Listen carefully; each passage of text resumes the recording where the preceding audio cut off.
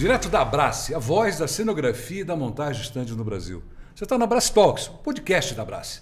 Aqui reunimos os maiores especialistas do setor para falarmos um pouco, discutir os desafios e oportunidades do nosso mercado. Eu sou Paulo Passo, ao lado da minha colega Sula Costa. Olá. E hoje a gente está com um cara que é o PO da UBRAF. Tem uma história maravilhosa para falar. Sula, conta um pouquinho para quem não conhece. O PO tem aquela história seguinte, a gente vai para o Vaticano e fala assim, quem é aquele cara de branco? Eu não sei, mas do lado dele é o PO. Mas pode ter gente que eventualmente não conheça o PO. Conta um pouquinho para a gente quem é o PO. PO, bem-vindo. PO, ele é formado e mestre em administração. Foi o responsável pela introdução do trade market na Unilever nos anos 90, vulgo ontem, né, Paulo? Claro, nem vou contar quantos anos eu tinha. E ele também foi o responsável pela área comercial dos dois maiores e grandes eventos do Brasil, que foi o Salão do Automóvel e o Rock in Rio. E hoje, como já dito, presidente da UBRAF. Exato. PO, mais uma vez, bem-vindo. Estamos muito contentes e animados por recebê-lo. Obrigado pelo convite, eu adoro essas conversas, porque além da gente contar histórias, a gente sempre gera uns insights bons aqui. Então vamos aí. Opa! Verdade, você sabe que a gente fizemos há pouco uma gravação com uma colega nossa, a Elô, da Amplo, e uma das coisas que ela falou lá, a gente já adotou, vamos adotar isso na prática. Sim, os insights que saem são sempre ótimos. É muito bacana. Essas trocas Obrigado por ter aceito o convite. Obrigado a vocês por me sou convidarem. muito teu fã. Quero começar te parabenizando, primeiro, o trabalho que você está fazendo à frente, você e o Paulo Ventura e toda a equipe da UBRAF, à frente da UBRAF. É bem importante isso que vocês estão fazendo para o mercado, e nós, como Abrace, como parceiros de vocês dentro do mercado, temos sido impactados positivamente pelo trabalho que vocês estão fazendo. Então, parabéns pelo trabalho na UBRAF e obrigado por você estar aqui com a gente hoje.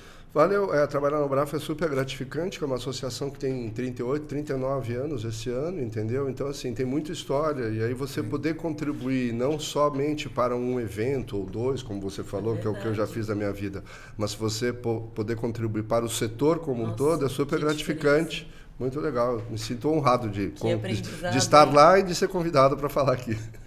Oba! Nossa, você sabe que a gente grava, pessoal, a gente grava de dia, de manhã, enfim, tal. E uma das ideias, e o pior, seguramente vai ser convidado para isso, a gente vai fazer algumas gravações que a gente está combinando, happy hour. Então, em vez de ser água, vai ser vinho, vai ser uma cerveja, um uísque, etc. Tal, porque eu acho que a ideia é essa, é bater um papo, ser uma coisa bem descontraída. Legal. Paulão, você, no teu currículo, você fala que você foi um dos responsáveis do conceito de trade marketing na Unilever. Isso é uma puta coisa importante para cá. Conta um pouquinho dessa história para a gente. O que aconteceu? Como é que foi? Você imaginar, antigamente, né? Então, Philip Kotler, 4Ps, tal, o marketing, basicamente, nós estamos falando há 30 anos atrás, ele tinha uma visão basicamente de comunicação e posicionamento de marca, né? Então, quando você ia trabalhar, eu quando me formei, quis trabalhar com marketing, tive a sorte de ser selecionado como trainee na Unilever, que é uma das grandes escolas, né? Procter & Gamble, Nestlé, Unilever, todas essas são grandes escolas de marketing e você vai lá para trabalhar e para aprender, né? E eu fiz isso. Então, o marketing era comunicação, mas naquela época já estava começando um movimento que você precisava ter ações direcionadas das marcas, seja através de eventos, seja através de ações em ponto de venda, né? Então, e aí a pessoa do marketing, que era a minha figura, entendeu? Você acabava direcionando o dinheiro para as mídias, onde você tinha uma comprovação de valor mais alto, né? Você investia em televisão, investia em cinema, investia em jornal, investia em revistas, em rádio, nas mídias tradicionais. O profissional de mídia era um dos caras mais caros que tinha aqui. Isso, aí você tinha as grandes agências que faziam esse trabalho de posicionamento. Um belo dia foi feita uma consultoria com uma grande empresa, chama-se McKinsey, entendeu? Junto à Unilever, no mundo, acho que foi isso. Aqui no Brasil tinha as diversas divisões de negócio, porque a Unilever tem alimentos, tem produtos de limpeza, tem produtos pessoais. Eu trabalhava na área de produtos pessoais. Então, junto a gente formou um comitê e o objetivo era retirar um pedaço do budget de marketing que estava direcionado só para ações de comunicação, para que esse dinheiro fosse gerenciado por pessoas que pudessem investir com conhecimento e teoria em ações de pontos de venda e eventos. Então, para a área de marketing era uma perda de dinheiro, perda de investimento. Quer dizer, e para a empresa era uma necessidade de gerenciar melhor uma tendência que estava surgindo. Hoje, o trade marketing, eu diria que nas grandes empresas, talvez seja até maior do que as áreas de comunicação. Porque naquele momento você tinha isso. Convencer internamente. Quando eu trabalhava assim, né, para eu contar para minha mãe, eu fui gerente de produto, né, então eu cuidava de desodorantes e tal assim. Então, para eu contar para minha mãe o que eu fazia, era muito simples, porque eu provavelmente ia ter um anúncio de 1 minuto no Fantástico e uma página dupla na revista Veja. Aí todo mundo sabia o que eu fazia. Ah, você é daquela marca que lançou e tal. Então era fácil. Hoje em dia, o trabalho da pessoa de marketing ficou bem mais difícil. As mídias se fragmentaram, a atenção das pessoas está reduzida, né? As necessidades de criar conexões emocionais ou comerciais são muito mais profundas.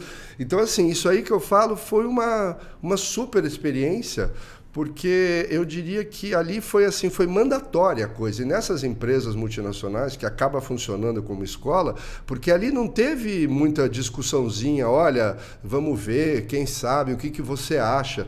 Não, a partir de amanhã vai ser desse jeito, a verba vai para lá, você vai controlar essa verba, porque você tem experiência de marketing e as pessoas de vendas confiam em você. E esse talvez tenha sido o meu grande diferencial. Eu era uma pessoa com experiência de marketing, mas as pessoas, a área comercial, a área interna de vendas, confiavam em mim, porque eu era o cara que eu ia no campo com eles para visitar. Ah, vai ter o lançamento do produto lá em Uberlândia, do Martins. Eu pegava o avião, ia no Martins. Até isso, aquilo, vamos né? visitar as lojas no interior do Rio Grande do Sul para você conhecer como é que a gente expõe o teu produto lá. Eu ia para o Rio Grande do Sul. Então as pessoas de vendas viam que as pessoas falavam, eu era um cara de marketing em vendas e o oposto também acontecia, um cara de vendas em marketing. Então, quando eu fui chamado pelo meu chefe, que era o diretor comercial de vendas naquela época, da unidade de produtos pessoais, ele falou, essa missão tem que ser você, porque as pessoas de marketing confiam em você, para você gastar o dinheiro deles da melhor forma, e as pessoas de vendas confiam em você, porque sabem que você vai ouvi-los para onde colocar esse dinheiro. Então, essa eu diria que foi a minha primeira experiência. Eu falo, quando você está trabalhando em marketing e vendas, existe uma briga universal. Os pontos parecem ser opostos, porque marketing vai sempre pensar em posicionamento e vendas vai pensar em desconto e promoção, né? Estou simplificando, mas é isso, né? E aí, se você tem essa visão comercial que eu falo, que é um pouco dos dois, e não só um ou não só outro, a chance que você tem de caminhar nas suas...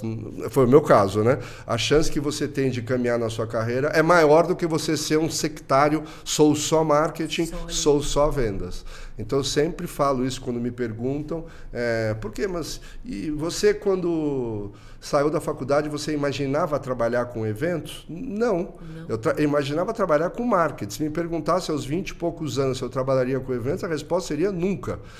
Mas é uma das formas de comunicação, a gente também não tem que entender. É um canal de mídia, só que é um canal de mídia presencial. E eu comecei a ver já naquela época que existia uma força muito grande ali por trás, que precisava ser explorada. Então, eu coordenava as convenções de venda, ajudava com as ações de patrocínio da marca quando eu tinha que fazer ativação com clientes, né? Você coordenava a ação de ponto de venda. Então, você via que existia a comunicação da marca, mas de uma maneira mais segmentada. Então, foi o início da fragmentação do que a gente vê hoje, foi a criação de trade marketing. Quantos anos você tinha com essa história que você está falando? Eu tinha 30 anos. Porque eu entrei lá com uns 25, demorou para chegar nessa fase que eu estou falando aqui. E daí deve ter acontecido, eu tinha uns 30 anos. Praticamente a minha idade. Mas, de novo, você tem que ter a visão dos dois lados do balcão, né? Eu acho que, Paulo, você sabe, cadê a lei da verdade? Está ali. Eu acho que tem dois ensinamentos aí, tem vários ensinamentos, eu acho que tem dois que são importantes para quem está nos assistindo agora, pescar isso aí. Duas coisas que ele falou agora. A primeira, que é o de você não estar só no teu quadrado, você precisa estar também olhar o quadrado do lado. Eu uso o exemplo, estar do outro lado do balcão. É isso aí, pronto. Você não está só de um lado, você tem que estar do outro também. Para entender os dois lados. Para entender os dois. Tá tudo certo. Eu acho que, e o segundo, acho que assim, é você não ser um profissional de mesa. Que é o que dizer, você não ficou só atrás da mesa, assinando e tal. Eu vou usar um termo chulo aqui, tá? Mas é o que eu sempre utilizei, né? Na minha vida eu sempre usei o TBC e o ISSFA. TBC é o tirar a bunda da cadeira. É isso aí, cara. Tá? Não adianta ficar na cadeira lá que não vai funcionar. E o ISFA que eu falo o isso sempre foi feito assim. Esse que é mais. Então esses dois são os meus dois grandes ensinamentos. Usar o TBC, evitar o ISFA. Eu sempre fiz assim, dar um tiro na cabeça, cara. Pelo amor de Deus. Não tem mais espaço. Não, quando eu escuto, ó que eu vou escutar, que eu já escutei isso muitas vezes na minha vida, né? Não, que isso aqui tá legal, mas vamos mudar. Não pode mudar. Por que não pode mudar? Porque isso sempre foi feito assim. E sempre deu certo. E sempre deu certo. Aí eu falo, pessoal, posso te dizer, eu já vivenciei isso, e o sucesso da última edição, ou seja, você olhar pelo espelho retrovisor, não te garante o sucesso da próxima edição. Esse talvez seja o maior erro que eu vi as pessoas cometerem por aí. É você achar que o sucesso do passado garante o sucesso do futuro. E não é verdade isso. A gente não precisa dar nomes, mas nós que estamos no mercado já há algum bom tempinho, vamos falar de feira? Quantas feiras foram as maiores do Brasil? Sim. Maior do Brasil e acabou. Sim, não, no Brasil não. Tem exemplos no mundo. A pessoa senta no berço esplêndido, para usar um termo nosso nacional, entendeu? E acha que aquilo é o suficiente. E infelizmente não é. Aí todo mundo fala, nossa, mas então eu tenho que ficar revisitando a proposta de valor a toda hora. Esse é o trabalho de marketing que você, se gosta de trabalhar com marketing, você tem que fazer. É você entender necessidades e desafios e transformar isso numa proposta de valor atualizada. Isso dá trabalho. Você tem que fazer isso sempre. E tem que fazer toda hora. Eu estava outro dia não sei exatamente onde nós estávamos, e você começou a falar sobre um assunto que eu concordo de número e grau. É assim, você tem que sair, e está dentro do contexto que você estava falando agora. Você tem que ir para feiras, você tem que ir para shows, veja, não é, e olha, você que a gente vai, trabalha com stand, tá bom. Vai procurar referência também em shoppings, vai procurar referência em outros lugares que não sejam só feiras. O público, Paulo, como está sendo a receptividade, se está acontecendo, se não está. Isso é muito importante. Então, eu posso te dizer, isso é o básico do marketing. Viver só passando. Esse é o básico. Esse é capítulo 1 do Kotler. Mas não é bem assim na prática, conhecer a audiência, conhecer o seu consumidor público-alvo. É o capítulo 1. Então, as pessoas que não conhecem isso, eu falo, você faltou na aula. Eu sempre falo, vamos lá na montagem que você vai entender certinho como que isso funciona. Posso dar um outro exemplo que acho que as pessoas vão entender a minha visão? É o seguinte, eu adoro Spotify, adoro música, eu adoro Spotify. Tá? Eu pago lá, eu sou fã do Spotify. Só que se você ficar na vida do algoritmo, você tá na roça. Você vai escutar as músicas que você gosta. Você vai ser o expert nas músicas que você gosta. Só que eu não sou assim. Eu adoro as músicas que eu gosto, tanto que eu favorito para ensinar lá o algoritmo, mas tem uma hora que eu falo, eu quero conhecer novidade. E isso que eu falo, para você furar as bolhas dos algoritmos que você tem, os eventos são as melhores opções. Sim. Porque você chega lá e você não se preparou para encontrar uma pessoa que você não conhece. Ou você é difícil... Ou surpreender com uma ação. Então, quando você vai num evento, seja ele qual for, é uma forma de você quebrar a bolha que você está vivendo. Nossa, então, por isso que eu me programo assim, tá? Todo mundo me pergunta. E o que você faz? Toda terça-feira eu vou num evento. Toda terça-feira de manhã eu vou no evento. Qual evento? O que estiver acontecendo. Ok, que eu tenho a chance e a sorte de conhecer pela associação, ter várias portas abertas. Mas já fui em muito evento que não era de associado da UBRAF, e eu fui, ou paguei, ou me inscrevi, fui lá ver. E o que eu vou lá fazer? Eu vou olhar. Eu vou olhar, eu vou tentar ver, eu entendo o que está acontecendo, pego o folhetinho e leio, sento e vejo uma palestra para olhar o que está acontecendo. Então, se você não criar esse hábito de... Eu falo assim, né? A própria pessoa que trabalha com eventos, quais são os eventos que ela vai? Os dela. Não. Ela não, eu falo, eu vou em eventos que eu não tenho nada a ver comigo.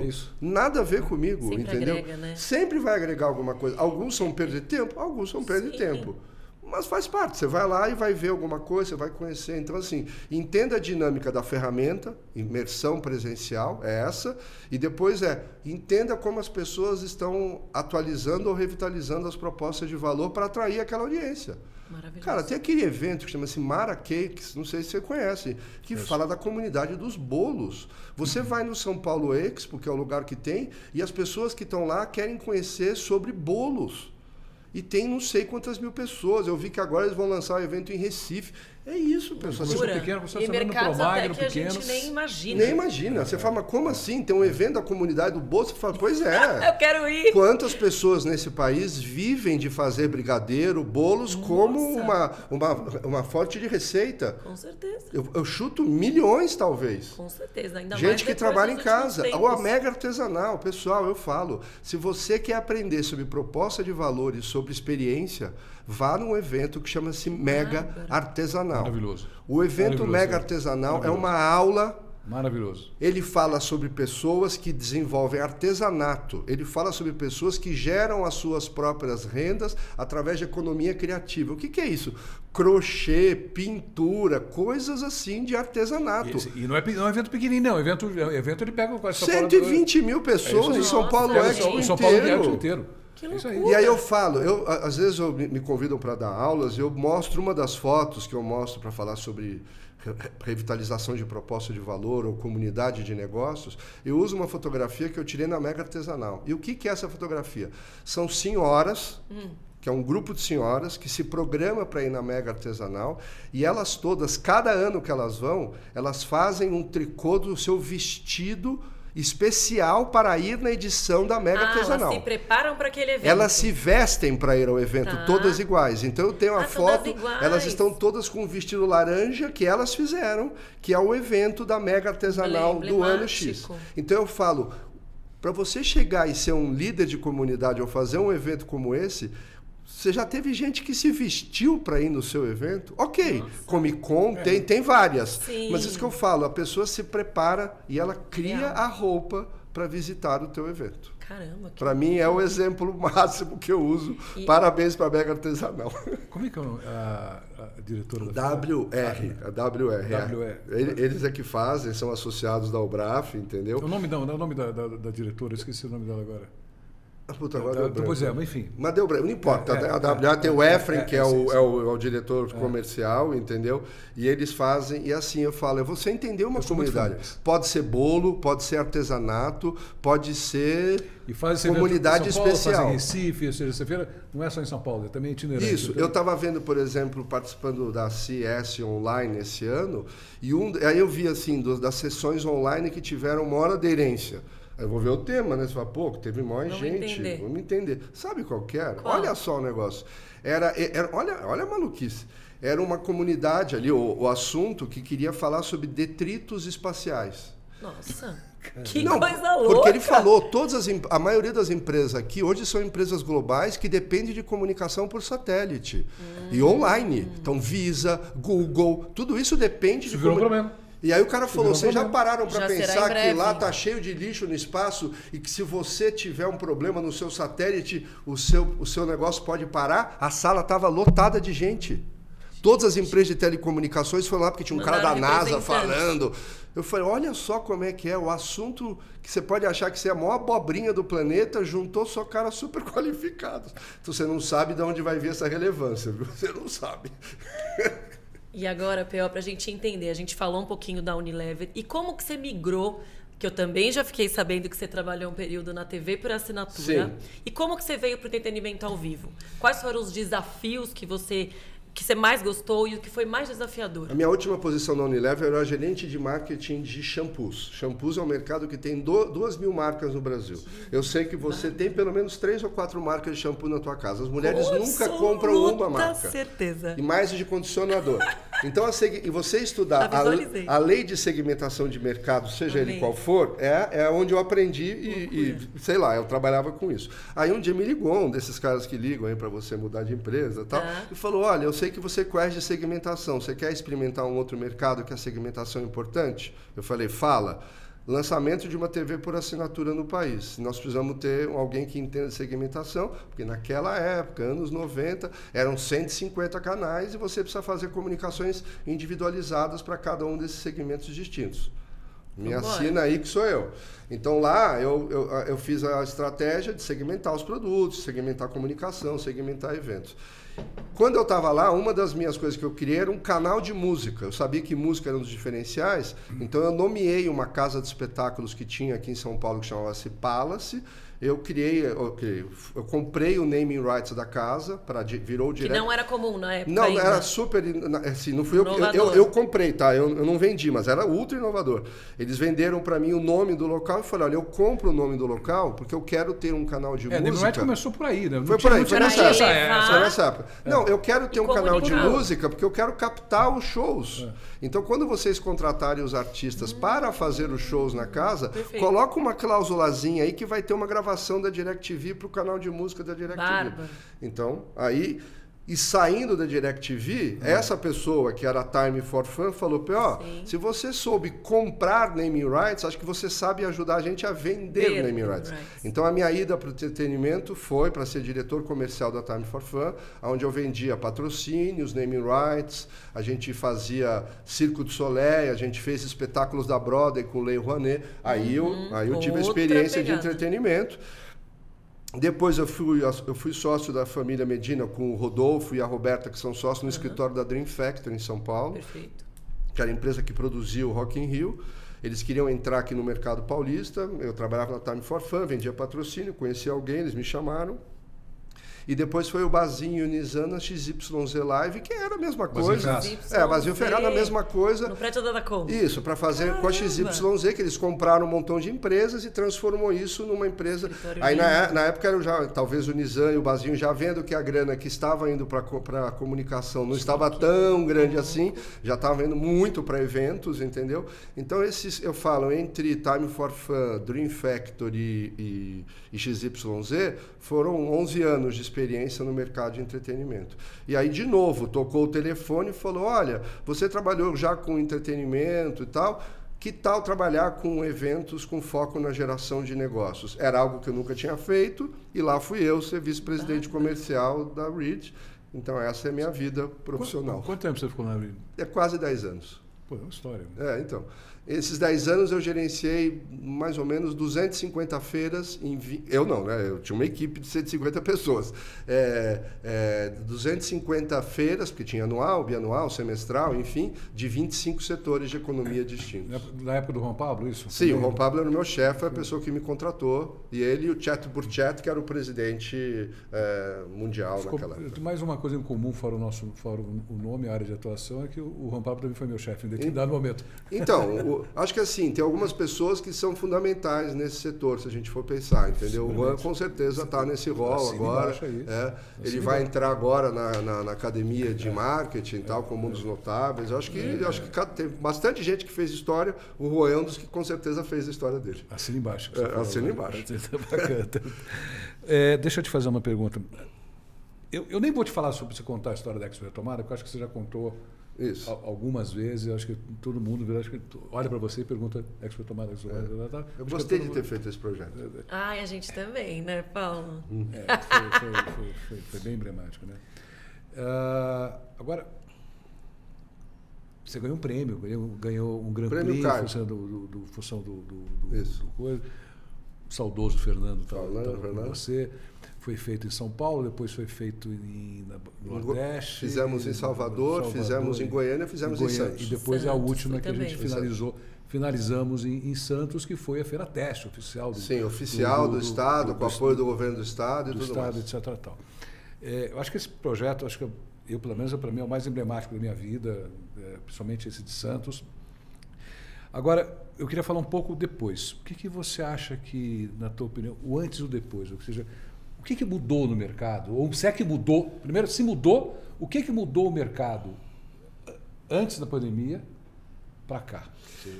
Bom, acho que o insight que a gente teve, e foi uma ligação do Fernando para mim, eu tenho que dar o crédito, né? Foi o Fernando que ligou. Ele me ligou, estava lá sentado, lá na pandemia, quietão lá em casa, para mim, lendo um livro, alguma coisa assim, entendeu? Ele me ligou.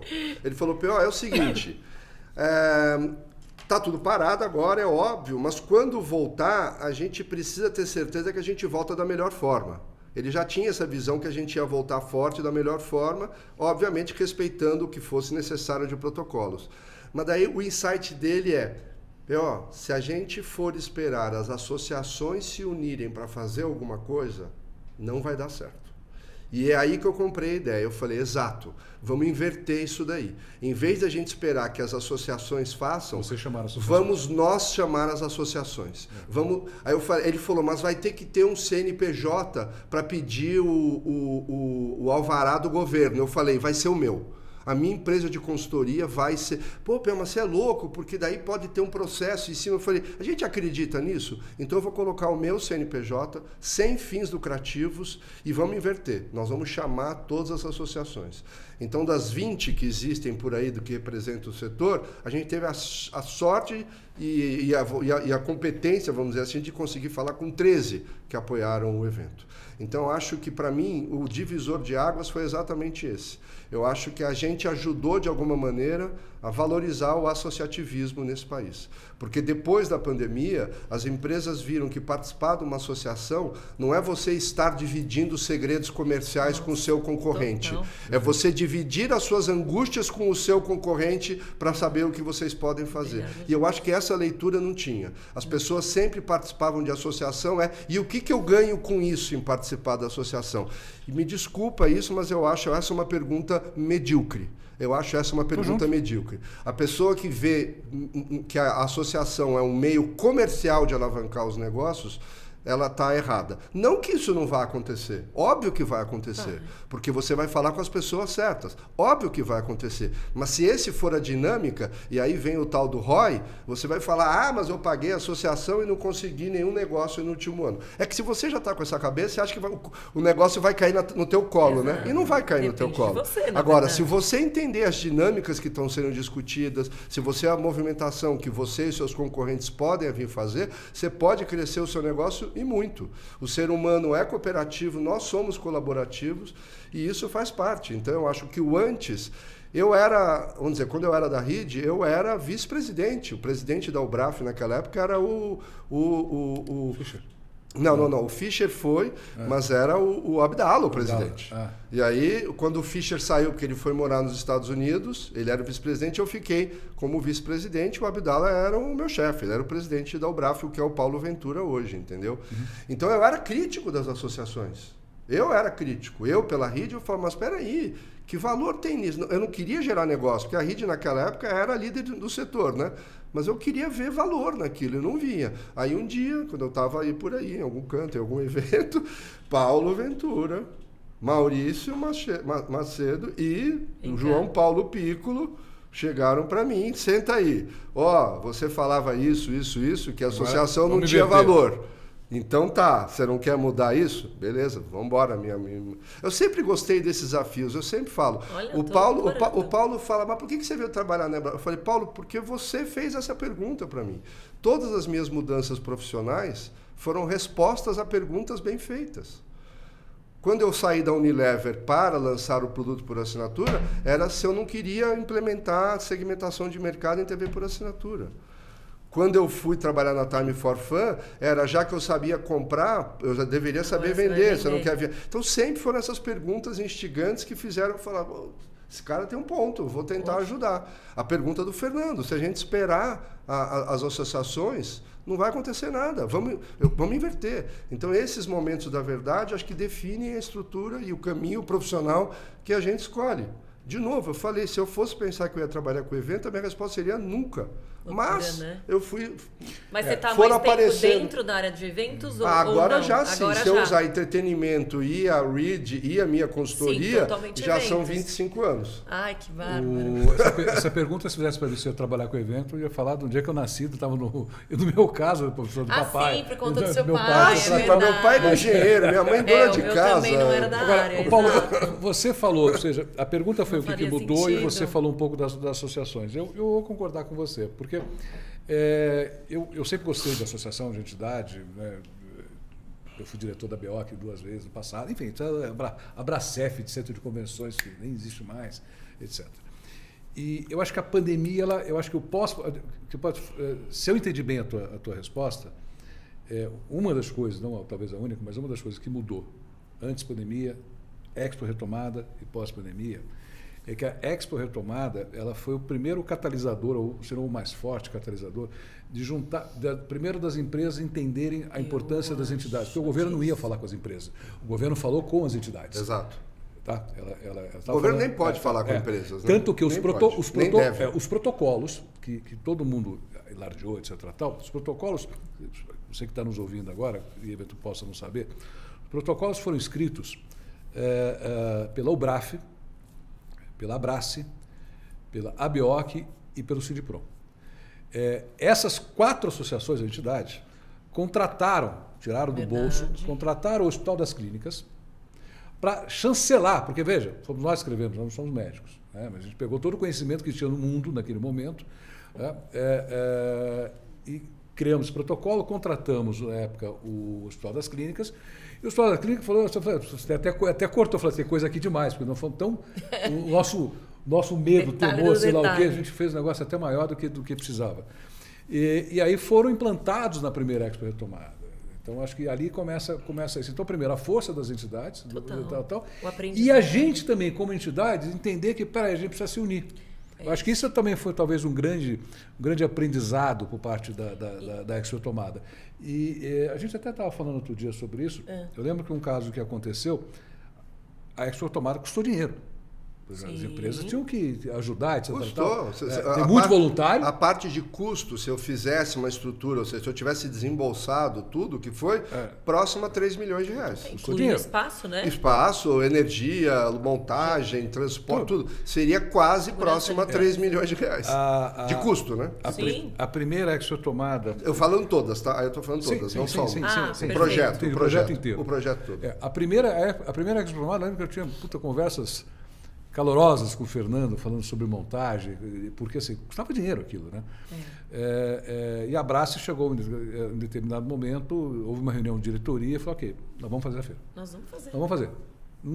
Vamos fazer, não importa, a gente vai fazer, porque a gente acreditou no projeto feito por vocês e pelo Fernando. Só tenho, então, acho que publicamente te parabenizar por isso, te agradecer por essa iniciativa que permitiu todo esse processo. Surpreendentemente, né, a gente teve uma adesão dos associados. As dores eram comuns. Não, mas todo mundo queria estar lá, P.O. Então, mas as dores eram comuns de todo mundo, dos pavilhões, dos montadores, dos fornecedores, todo mundo tinha a mesma dor. E a grana de voltar, né? Isso. A gente precisa e a gente Então, mas vai. eu acho que a gente já sabia empiricamente, né, do impacto que isso gera. A gente só não tinha os números para mostrar para o governo. Então, eu acho que aquele foi o estágio 1, a valorização do associativismo. Eu acho que agora a gente está no estágio 2. O estágio 2 é a geração de dados e números que comprovem esse impacto do negócio. Sim. Por exemplo, só a UBRAF, com feiras em negócios, eventos corporativos, alguns, e congressos, também alguns, que aconteceram na cidade de São Paulo, basicamente, teve um impacto de 12 bilhões de reais na hospitalidade da cidade de São Paulo.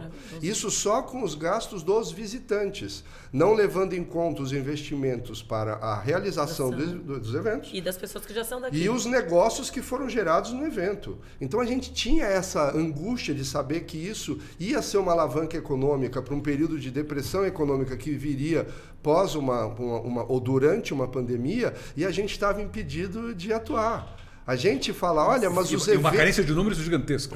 Governo, se nós fizéssemos eventos com os protocolos e controlados, a gente vai acionar os diversos segmentos da economia a se aquecerem. A gente não pode ser visto como o Rock in Rio, nada contra, mas que vai gerar aglomeração.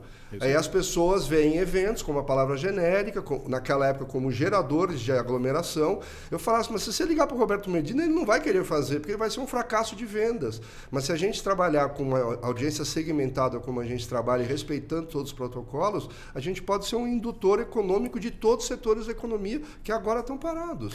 Então, assim, acho que aquele momento de valorização do associativismo foi muito bom, e agora esse associativismo está nesse estágio 2 de criar, seja a dinâmica que a gente criou para ter o PERSE, seja a dinâmica que a gente quer ter para, como a gente estava conversando antes, se aproximar cada vez mais das secretarias de desenvolvimento econômico, Sim. das secretarias de trabalho, das ministérios da economia, para mostrar que o evento ele não é simplesmente uma atividade de marketing ou um subproduto do turismo. Ele é, sim, uma alavanca de desenvolvimento econômico. Isso aí, perfeito. Países investem em eventos, cidades investem em eventos, regiões investem em eventos, marcas investem em eventos. Então, não é uma atividade de marketing restrita à CNPJ participar de feiras. Países fazem eventos. Cidades vivem O Brasil está realizando a Coop 30. Tem uma coisa por trás e está se fazendo um evento. Países utilizam a ferramenta eventos. Então, as pessoas têm que ter essa visão mais ampla. Não é uma atividade de turismo, muito menos somente uma atividade de marcas. É uma atividade econômica. É uma atividade que tem um fundamento econômico. Porque eu falei, eu tive a sorte de trabalhar com 250 feiras quando eu estava na RID, anuais, bianuais, semestrais, que o valha, mas em 25 setores distintos da economia. Então, de manhã eu estava falando de autopeças, à tarde eu estava falando de caminhão, na hora do jantar eu estava falando de e o setor de eventos civil, fomentando todos esses setores e aí você econômicos. Todos os stakeholders daqueles setores. Tal. Perfeito. A dinâmica é a mesma. Pavilhão, carpete, crachá, algumas coisas são básicas, né? Mas as outras por trás, que é o propósito do evento, uma varia da água para o vinho. Da água para o vinho, literalmente. Tem evento de água e tem evento de vinho, né? É isso aí. Tem mercado para todo mundo, é o que a gente sempre Graças fala. a Deus, ótimo. E aí você sendo o presidente da Ubraf, como é que você está enfrentando agora os desafios que estão por vir para os próximos anos? Como você está visualizando isso? Olha, eu acho que agora eu estou vendo o seguinte. Primeiro, a parte de números, eu estou tentando estabelecer ela focando, né? Então, agora a gente fechou uma parceria com a Oxford Economics, que é vamos dizer, uma divisão da Universidade de Oxford na Inglaterra, através da UF, porque a gente quer aprofundar esse estudo do barômetro que eu faço, que é do impacto econômico. A gente dá total apoio às iniciativas da CBIE, que está através da ABOC e do SEBRAE, estão realizando o terceiro dimensionamento do mercado de eventos no Brasil, com um hiato de 10 anos da última edição. Agora vamos fazer, então, um grande estudo sobre isso. Esperamos que durante o nosso evento Experience Expo a gente tenha a oportunidade de apresentar em primeira mão esses resultados, ou dissecá-los em primeira mão esses resultados, entendeu? E eu acho que agora, então, o meu desafio é a gente fazer ações de capacitação e desenvolvimento para as pessoas desse setor, e eu, ao mesmo tempo, aquilo que eu falo do TBC, entendeu? É gerar oportunidades de insights. Então, agora, eu estou organizando uma missão empresarial da Ubraf, nós vamos passar uma semana no Japão, agora não, em julho, e nós vamos visitar a Expo Osaka, que é a última exposição dessas mundiais. A última foi em Dubai em 2020, 21 na verdade, né? Porque 20 mudou a data. Mas o nome continuou 20, né? Mas mudou a data, não importa. Aí vai ser 5 anos depois agora em Tóquio, 2030 vai ser, ainda não foi definido, mas é a próxima que vai ser o Acordo de Paris, que é 2030, quando tem que ter um programa. Então agora é um grande foco em sustentabilidade. Então assim, eu vou levar os promotores de feiras e os gestores de venues aqui no Brasil para passar uma semana para tendo imersão, para você ver exemplos que você eventualmente... Eu não sei quais são os insights que a gente vai gerar lá. Uma das coisas eu já sei que vai ser fundamental lá na Expo Osaka, que é mandatório, é a parte de acesso e compras. Todas essas atividades serão feitas através de reconhecimento facial. Tá? Então você não vai precisar de um crachá. Facilitador Você total. não vai precisar de um cartão de crédito. Você não vai precisar de olhar o seu celular para algumas coisas, porque teoricamente só basta você. A sua íris ou a sua face vai ser a sua porta de acesso para lá. Então, se isso vai estar sendo pensado num evento de larga escala, eles esperam 10 milhões de visitantes. Acho que vai ser muito mais, né? Também acho. Muito Até mais. Porque ele é meio longo, demora né? 6 meses, 7 meses o evento, entendeu? Então, assim, isso vai estar... as companhias aéreas já estão fazendo. Então, assim, eu imagino que nos próximos anos todos os eventos estarão com reconhecimento facial. O metrô de acho que Tóquio, se não me engano, já está com reconhecimento Isso, facial. companhias aéreas aqui no Brasil estão pensando isso, o banco já estão pensando. A tecnologia está aí, só que os eventos, a gente não é early adopter, a gente é late adopter, né? A gente é os últimos a usar. Errado, mas somos. Então, eu acho que quais outras tecnologias a gente pode pensar que vão ajudar a construção? O stand do Japão vai ser todo feito de madeira e bambu. Vamos lá ver, porque os caras têm essa tecnologia há milênios, eles fazem isso. E eles vão falar que a sustentabilidade é não usar prego e sim o encroach, como eles falam, né? Que é o encaixe perfeito. A cabilhazinha. Então, assim, vamos lá, vamos entender, vamos deixar, vamos tomar saquê, vamos conversar. Nossa, e vamos ver como a gente vai trazer. E vamos ver o que tem de oportunidade aí. Eu não lembro, no museu que tem do Japão ali na Paulista, eu acho que a Japan House. A Japan House. A Japan House é uma iniciativa do governo japonês, então, tá? A atual amostra que está lá é justamente sobre sustentabilidade. Então, se você não sair, tirar a bunda da cadeira, você vai ficar tá. dentro da tua bolha, você não vai inovar. Você não vai ter insights, você não vai ter coisas novas para fazer. Então, eu vejo que eu tenho essa missão de propor isso, entendeu? Sim. A gente foi ano passado na UF Global, lá que foi a da UF, e a gente não foi só na UF, a gente foi ver umas venues, a gente vai ver fornecedor que está lá, aproveita aquela viagem para fazer outras coisas. Aí tem a UF, eu ainda não desisti do C2 em Montreal, que é o evento do Cirque du Soleil. Eu quero levar as pessoas para elas se questionarem o conceito de experiência, porque o conceito de experiência é muito amplo, né? O que é uma experiência? E lá eles têm os fornecedores do que o Cirque du Soleil vê como experiência. Então tem alguns eventos que você tem que se programar para ir. Não importa, é caro, tem tempo, tem que tirar visto, tem que ir pro Japão. Mas você tem que se planejar. Se a gente trabalha com isso, tem que fazer. Você é bem-vinda. A gente vai fazer amanhã. A pergunta é essa: como é que vai? Quem está nos ouvindo agora, quem está nos escutando, falou: poxa, peraí. Eu contratei um especialista em experiências imersivas no Japão, que se chama Tunibra. É uma agência que trabalha há 70 anos com o Japão. Acho que eles conhecem alguma coisa. Não, ele quer participar, ele consegue participar? Alguém Sim, quer ir com vocês? Associados e não associados são bem-vindos. A gente está fazendo esse tipo de trabalho. Olha que delícia. E ele procura quem? A gente tem no site da UBRAF, www.braf.com.br, a gente tem as informações sobre a Expo Osaka. A gente tem ali o preço e os contatos comerciais da agência Tunibra, que em última instância está definindo as datas, os horários e para onde nós vamos. Então a gente não está fazendo uma coisa para associados, é uma imersão, uma missão mesmo. Uma missão mesmo que a gente tem de ir lá gerar insights. Eu tenho vários associados que estão fazendo isso. A Gouveia, né, está fazendo com a NRF nos Estados Unidos. A Beauty Fair está fazendo no Silicon Valley, nos Estados Unidos. Então, assim, as próprias associadas que antes só organizavam feiras, elas também estão organizando esse tipo de Open Your Eyes, abra o seu campo de pesquisa. E isso inclui imersões. E a imersão que a gente sabe, tempo e dinheiro são fatores, não dá para ter 10. Tem que ter uma. Eu acho que pela importância da Expo Osaka, que é um evento que acontece a cada 5 anos, e pelo mercado japonês, que eu tenho certeza eles vão fazer alguma coisa espetacular, né? Porque eles são muito aprofundados no que fazem, além do... esqueci a palavra, a hospitalidade japonesa, alguma coisa. Esqueci, desculpa aí. Mas eles têm esse lado. Então, essa mistura da hospitalidade japonesa com a tecnologia que eles estão lá, eu acho que é o momento que você tem que pegar o avião e ir enfrentar 24 horas de voo para ir 24 horas para voltar. Também acho. Você que está nos ouvindo, não perca essa oportunidade. A gente vai estar colocando aí os endereços que ele colocou no letra embaixo. O pessoal da produção depois coloca aí, por favor. Não perca essa oportunidade. Agora, você acha que a tua vida é fácil aqui, né? Eu vou te botar numa encrenca, sabe que a gente tem uns 15 aqui te olhando hoje. Tudo certo. Sustentabilidade. Eu sei que você adora piso elevado. Adoro isso. Né? Conta um pouquinho, porque é uma das, talvez, grandes discussões hoje em dia.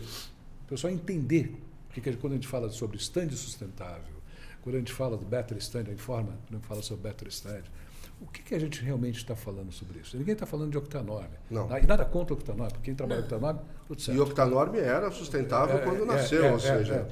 Pois é, ainda tem... Nasceu sustentável. Então, conta um pouquinho para a gente, qual que é a tua visão agora como de sustentabilidade.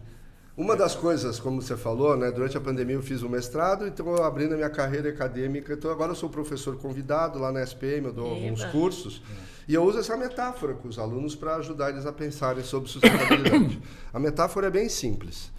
A metáfora é o seguinte: há 30 anos atrás, o cigarro, ou você fumar em público, era totalmente aceito. Nossa. A minha avó morava no Rio de Janeiro, e eu, meu pai, meu irmão... E minha mãe, a gente ia nos aviões da Electra, né? Eu peguei muito Electra. Pegava lá em Congonhas. Acho que eu não peguei, e meu pai fumava. A gente sempre sentava, tinha uma salinha no fundo do Electra. Meu pai ia para o Rio de Janeiro fumando cigarro. Ninguém batia nele, tá tudo certo.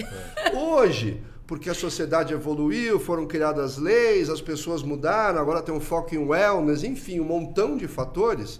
Você fumar, desculpa, eu não estou falando mal de fumar, mas assim, se você é fumante, em escritório tem que fumar na rua. Se fumarem num restaurante, a pessoa da mesa ao lado vai mandar você apagar o cigarro. A sociedade mudou. Então eu falo que isso é a metáfora do cigarro. Hoje, os eventos são uma ferramenta de socialização. Total. Os governos, falamos da Coop, o governo está planejando fazer um grande evento mundial que quer atrair 50 mil pessoas, tomara que ela tenha hotel lá, hein? Mas 50 mil pessoas lá em Belém. Nada contra Belém, mas não tem hotel para todo mundo. Tudo bem, isso é só um detalhe. Então, assim, os governos usam isso. Será que daqui a 30 anos, com essa coisa de ESG, sustentabilidade, 1.5, blá, blá, blá, blá, blá, Trump, carvão, 5 mil fatores, será que daqui a 30 anos os eventos serão vistos como o cigarro da época? Porque a gente não é muito bom em narrativa. O setor de eventos é péssimo em narrativa. Aí eu falo, hoje a gente tem como missão, a movimentação das pessoas não é um problema dos eventos. A movimentação das pessoas, eu falo, é um problema da sociedade. Porque você precisa pegar teu carro para ir na faculdade, você precisa pegar o ônibus para ir no hospital, você precisa pegar o avião para visitar tua avó. Então, movimentação não é um problema do setor, é um problema da sociedade. Agora, do setor, claramente, é gestão de resíduos. É gestão de resíduos. É tipo assim, esse a gente não tem que pedir para ninguém fazer, é nós que temos que nos entender. Então eu falo, se a gente demonstrar que os eventos são agentes positivos de sustentabilidade, que na realidade a gente não é um contribuinte negativo para a sustentabilidade, a gente é um contribuinte positivo. Estou aqui elucubrando, mas nós reutilizamos, como eu fiz na Expo Experience, nós reutilizamos 98% dos materiais. Gente. Nós não gastamos material, nós reutilizamos. Nós, na realidade, evitamos que existam mais viagens. Porque se você quiser falar com o setor de eventos, você vai precisar visitar 26 estados, que tem 50 venues no Brasil, 1.000 empresas montadoras de stand. Mas se você tiver um momento onde essas pessoas estão, você vai reduzir o número de viagens necessárias. Você vai fazer uma viagem para participar daquele evento e não 30 para visitar os outros lugares que estão espalhados pelo Brasil todo. Então, os eventos, apesar de terem viagens, eles reduzem drasticamente. Imagina se uma grande marca de um setor X não está lá. Porque se ela está lá, ela leva a equipe comercial toda dela e vai conseguir falar com os novos e com os velhos clientes. Mas se ela não for naquela feira, ela vai ter que gastar o dinheiro para que toda aquela equipe comercial viaje. Então, assim, os eventos podem ser agentes positivos de sustentabilidade se eles fizerem gestão, reutilização ou reaproveitamento de todos os materiais que são utilizados lá dentro e serem um indutor, porque eles vão reduzir, na verdade, o número total de viagens. Então, se a gente demonstrar para a sociedade que os eventos ajudam na sustentabilidade... Não é a forma como a gente conta a história. Não é a forma... Porque hoje, daqui a pouco vai chegar alguém e falar, a minha marca não vai mais no evento porque vocês geram muito resíduos e geram muito... Vai acontecer isso. Nos Estados Unidos já existe esse discurso, né? Então, assim, a gente tem que tomar cuidado, porque ou a gente cria a narrativa, certo? Ou você... vai na narrativa que foi criada por alguém. Não existe terceira opção. Verdade. Ou você cria a sua narrativa e gerencia ela, ou alguém vai criar uma narrativa por você e você vai ficar o tempo todo correndo atrás do rabo. Então, assim, o setor não tem uma narrativa ainda muito... A UF está fazendo isso, o Net Zero Carbon Events é sobre isso. Sim. Eles fizeram um estudo com uma universidade na Alemanha, comprovando essa coisa que eu estou falando das viagens. Então, eles fizeram um estudo quantitativo. E lá tem eventos globais, né? Então, pior ainda. Então, assim, eles têm esse estudo. Eu quero, nesse ano, na UBRAF, criar métricas de gestão de resíduos. Porque uma coisa é falar, outra coisa é a gente demonstrar. Eu vou fazer a segunda edição da Experience Expo, dia 8 e 9 de dezembro, no pavilhão azul do Center Norte.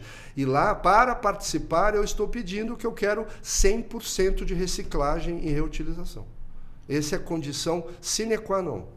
Ah, mas daí, por exemplo, a gente teve na nossa última, na primeira edição, que aconteceu em agosto do ano passado, material reutilizável é vidro, né? E a gente tinha uma mesa de vidro.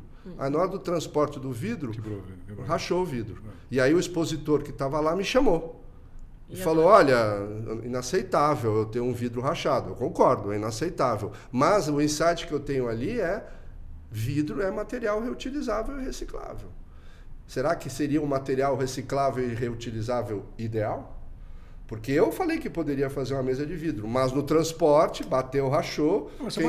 De novo, então, esses aprendizados que a gente tem que ter. Só passando, só vivendo. E só passando e vivendo. Então, e eu, como associação, eu me vejo na obrigação de dizer isso. Então, a UF, por exemplo, está junto com a AIFES, eles estão fazendo uma lista global de quais são os materiais que são vistos do ponto de vista de sustentabilidade. Realmente. Entendi. Então, vai criar vamos chamar assim, um dicionário de quais são os materiais. E vai ter alguns que falam, se você usar esse, você não vai ser sustentável como você gostaria. Legal, que então, um database mundial. Direcional. Espetacular fazer um negócio desse. Então, assim, cabe a nós, associações... Até para eu que crio, usar esse tipo ainda mais, né? Exato. Para já trazer isso. Exato. Ou seja, e aí eu falo, a sustentabilidade do evento, ela se inicia na sua concepção. Total. Não adianta você tornar um evento sustentável. Você tem que criar o evento sustentável. Total. Porque se você criar um evento sustentável, dos materiais, ele será. Certeza. Agora, se você não criar um evento sustentável e tornar ele sustentável, a chance de você estar fazendo greenwashing é grande. Exato.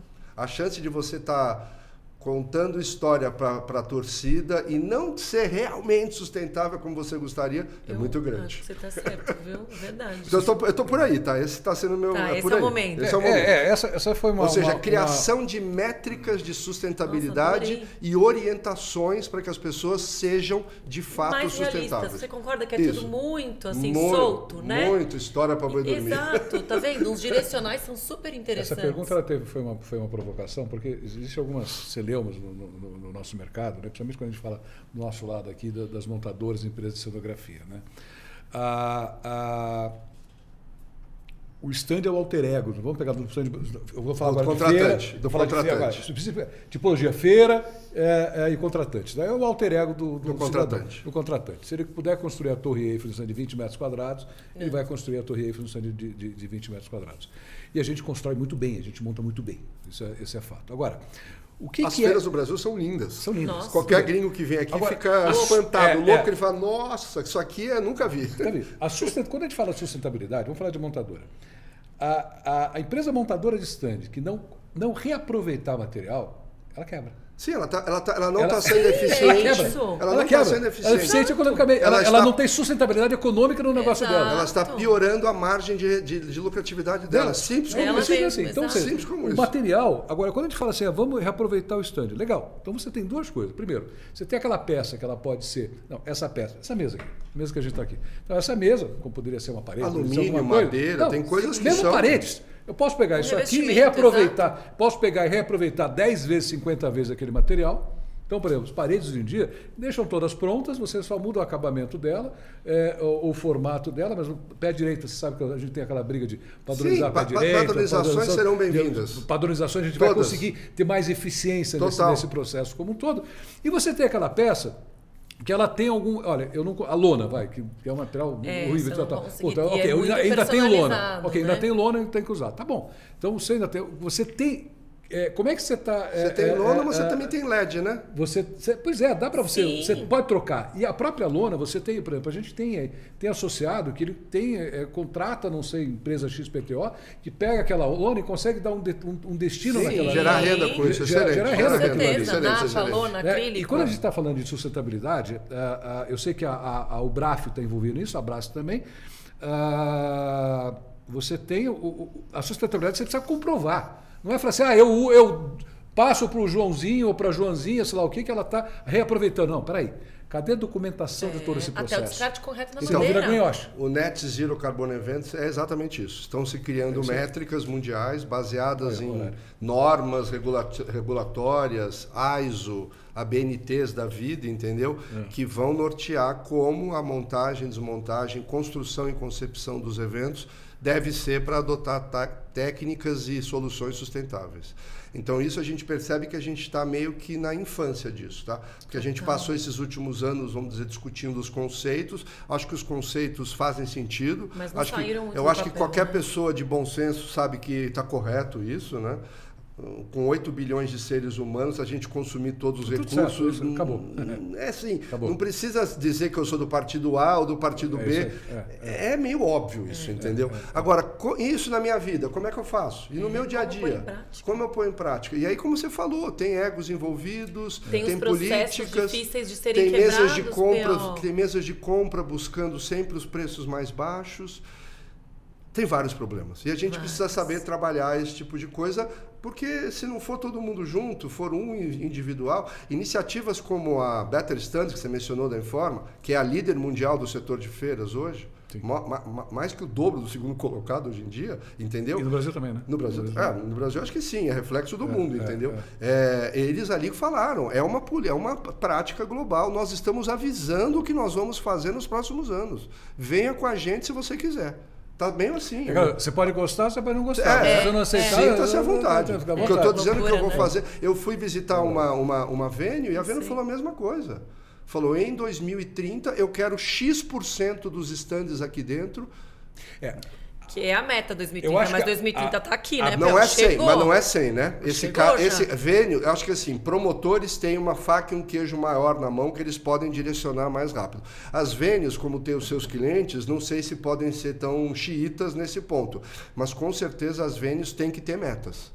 As venues têm que ter, com certeza, um percentual dos seus estandes montados dentro de preceitos sustentáveis. Porque senão você é o receptáculo do despejo dos outros. Mas deixando claro que é preceito sustentável. Você não está falando, é aquela coisa que a gente falou, reaproveitamento de material através de terceiros ou reaproveitamento 100%. Ou sistemas construtivos, ou o que for, entendeu? Ou a concepção do evento ser... De novo, aqui é uma discussão muito ampla. Mas se a gente não tiver essa visão de setor e implementar isso, nós vamos virar o cigarro daqui a 30 anos, pessoal. Falando em mudar a visão, etc. Tal, primeiro eu queria me queixar com um negócio chamado relógio.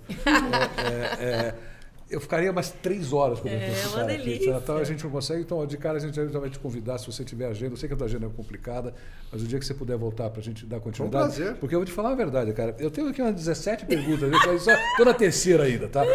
Deixa eu perguntar 2 coisas para você. Vou te fazer uma pergunta, na verdade. Você tem sido a UBRAF, na verdade, capitaneada por você e pelo Paulo Ventura, tem sido um parceiro da nossa entidade, que chama-se Abrace. Eu queria que você falasse um pouco sobre isso aí, para aquele que é uma empresa de cenografia, uma empresa montadora de estandes, para você que é um promotor, para você que é uma venue, um pavilhão, etc. Tal, entenda um pouquinho a importância disso agora na visão dele, não na minha visão. Eu acho que isso reflete um pouco o meu estilo pessoal, tá? Eu não vim para o setor de associação com alguma agenda política, eu não vim para esse setor com uma agenda pensando no meu ego. De novo, se me perguntasse na minha vida se um dia eu seria dirigente associativo, a minha resposta seria nunca. Porque eu não tenho não é essa a minha pretensão de vida. Então, assim, eu consigo... Acho que isso é uma coisa que eu aprendi na minha vida, o lado dos 2 lados do balcão. Eu consigo ter essa visão um pouco mais distante. Eu consigo ver o que eu quero e eu consigo ver o que o outro quer. A gente chama isso genericamente de empatia, né? Então eu acho que se a gente tiver empatia em tudo que você faz, vai ser melhor. Porque se você não tiver empatia, você vai ser sectário, você vai ser segregacionista, você vai achar que você está certo, você vai entender e achar que o outro está errado. E assim, acho que não sei se o mundo vai caminhar muito bem. Não em associações, tudo. Então, se você tiver empatia nos negócios, que eu acho que esse é o grande desafio que está se colocando hoje em dia, para os líderes, inclusive, para os CEOs das grandes organizações, é como eles serem empáticos. Porque como ganhar dinheiro, acho que as pessoas já sabem como ganhar dinheiro. Mas empatia era uma coisa que não fazia parte do arcabouço de atividades das organizações há 30 anos atrás. Você era funcionário, tinha direito a um salário, um crachá e boa sorte, bem-vindo, acabou. Hoje em dia a gente sabe que essas atividades são muito mais amplas nas organizações. Tem diferenças geracionais entrando aí. Então, assim, eu tenho filhos dessa geração que está entrando, então eles me ensinam direto esse tipo de coisa, entendeu? Então, assim, empatia é o principal. Então, se você tiver essa visão de o que é importante para, no meu caso, a visão, o setor é mais importante do que para a associação. Eu consigo ter essa visão. Isso é mais importante para o setor do que para a associação. Até para o fortalecimento da própria associação. Tem coisas que são muito importantes para a associação e eu vou trabalhar por junto. todas elas, mas tem coisas que são mais importantes para o setor. E aí, se você colocar ego, dinheiro, vontade política, qualquer outra coisa, não sei se funciona. Acho que você deu a resposta correta, pelo menos para mim. O setor é mais importante do que a sociedade. Exato. Agora, por quê? Para a gente fortalecer, a minha leitura é, para você fortalecer os nossos associados, nossas associações, né? São duas aqui, a gente precisa trabalhar o setor. Exato. Trabalhando no setor, você está aumentando o mercado, melhorando o mercado para o associado, fortalecendo ele, melhorando toda a cadeia. Ou seja, não há mais espaço para você trabalhar de forma... Não, eu só quero ver o meu lado.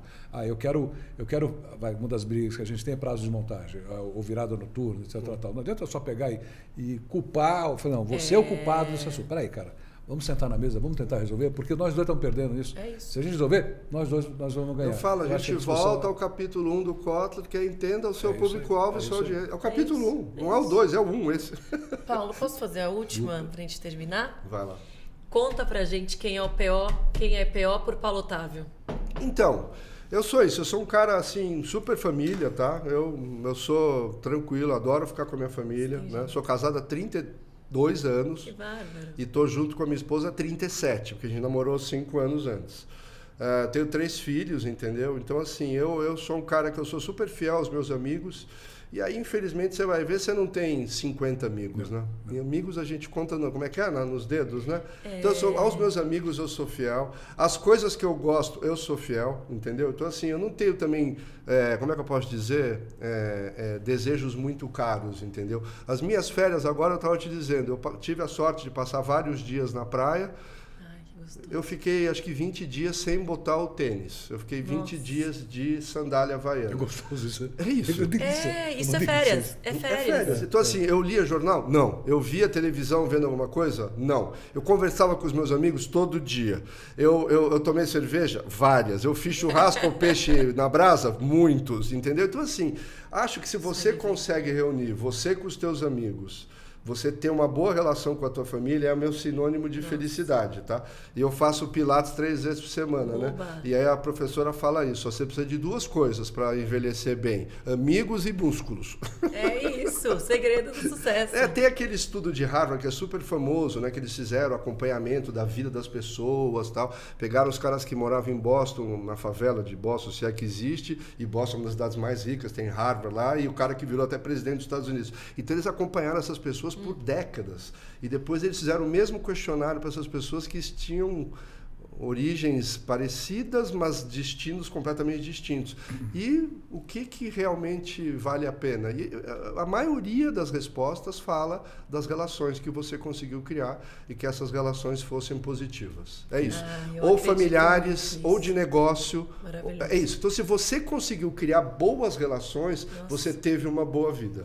E as pessoas que se reclamam da vida, provavelmente, eu nunca entrei com um processo contra ninguém. E a chance de eu entrar com um processo contra alguém salvo alguma coisa é muito baixa, porque é minha índole. Tá bom, não tenho direito a isso? Eu viro a página com uma facilidade.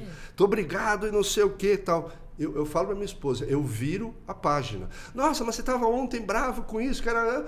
Vida que segue. Virei a página. Se não é isso, não é... Tenho mais coisa para fazer na vida. Isso estão ligados. Perfeito, então, exato. Se você tiver espiritualização, também é uma coisa que pode ajudar. Mas o resultado da pesquisa de Harvard é boas relações, sejam elas pessoais, comerciais ou espirituais, até o caso. Paulão, quanto vale esse teu caderno? Não vale nada. Porque vale Nossa, sim. ele nem encostou no caderno, hein? Eu reparei. É um caderninho vagabundo, acho que vale 20 contos. Não. 20 reais, só para deixar claro. Toda reunião que ele vai, todo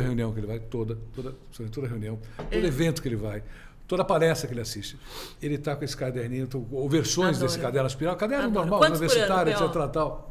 E ele vai anotando. Dura 2 anos, às vezes. É que eu não anoto tudo, é isso que as pessoas entendem. Eu anoto os insights. É isso. Eu anoto os insights. Porque às vezes você está num lugar, você teve aquele insight, aquilo é uma coisa que precisa consolidar, né? Então eu anoto o insight e falo, isso pode gerar isso. Então eu sempre faço uma setinha assim, que é, aquele insight pode gerar isso. E aí eu falo, economiza neurônio também, né? Que se você ficar guardando... constada. Eu tô tranquilo. Eu não falei se perder, porque você não faz digital. Eu falo, sei lá, porque eu tenho cabelo branco, sou mais velhinho, aprendi assim, fica assim. Eu também adoro. Eu gosto de escrever. E antigamente eu escrevia a lápis. Eu só uso lápis. Por que você escreve a lápis? Eu falo, porque com lápis eu posso apagar e mudar de ideia. Caneta eu fico meio bravo que não dá para apagar, mas lápis, mudei de ideia. Lembra que eu viro a página, apaguei de ideia, apaguei tudo, começa do zero. Eu já sou mais jovem, já estou na época do tablet. Ele é muito moderninho. Você também escreve tudo. Escrevo tudo. Todo mundo tira a sarra do meu caderno. Eu, provavelmente, se for em qualquer evento, eu vou ser o único cara com caderno, mas quer saber? Eu sou meu caderno e meu lápis. Isso aqui vale ouro, esse caderno dele vale ouro. P.O. Foi ótimo. 1h03, cara, só tenho que te agradecer. Muito obrigado. Foi ótimo. Eu realmente gosto de você, gosto da pessoa. Legal. Então, eu gosto.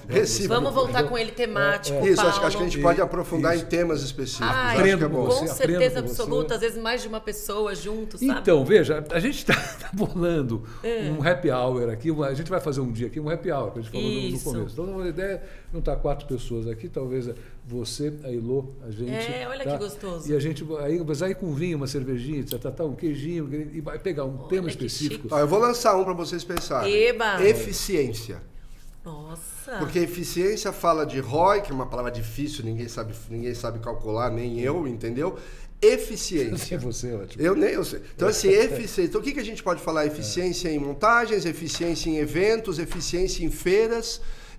A palavra eficiência é algo que a gente precisava discutir com mais profundidade. Tá bom. Porque implica em melhores relações com as pessoas, para serem mais eficientes, então vão ser mais felizes. Implica em melhores margens de rentabilidade, que se você for mais eficiente, você vai ganhar mais dinheiro. Tudo dentro e fora também da sua empresa, né? E do seu business. E com um vinho, uma cerveja e um queijinho, Acho a gente que vai ser mais eficiente. Não, aí tem que convidar a Malu para ela trazer os vinhos bons, entendeu? É verdade. Opa! Aí a Malu traz os vinhos bons. Que, aliás, sou muito fã dela. A Malu, aí vinho é com a Malu. Tem algumas pessoas... Para quem não sabe, a Malu gerencia o evento chamado Provine aqui em São Paulo. Que é diretora da M do Sodoc, representante do Sodoc, também do Braf, entendeu? E aí os eventos... Filho do Silvério. Com ela. E os eventos que ela faz, imagina que seria o sonho de qualquer alcoólatra, né? Mas não pode entrar, tá? Só pode entrar quem trabalha, tem que comprovar que é do setor, porque estão todas as marcas de vinho do mundo expondo. Nossa! E é uma outra profissional que eu admiro profundamente. Eu acho que ela é a nova geração que chegou e chegou assim para arrebentar. Essas novas lideranças, é excelente. Obrigado. Obrigado pela presença. Foi ótimo. Pessoal, gostaram desse episódio? Não deixe de se inscrever, bota o joinha. Eu sempre quis falar isso, eu estou falando agora toda hora, adorei fazer. Bota o joinha aí, se inscreve no nosso podcast, compartilha com os amigos, com os colegas. E se você quer ficar por dentro de todas as novidades do setor, siga abraço nas nossas redes sociais. Toda terça-feira estamos aqui, mais no Spotify, tá? E no YouTube também, no nosso podcast. Beijo, super obrigado. Até semana que vem. Obrigado. Tchau, valeu.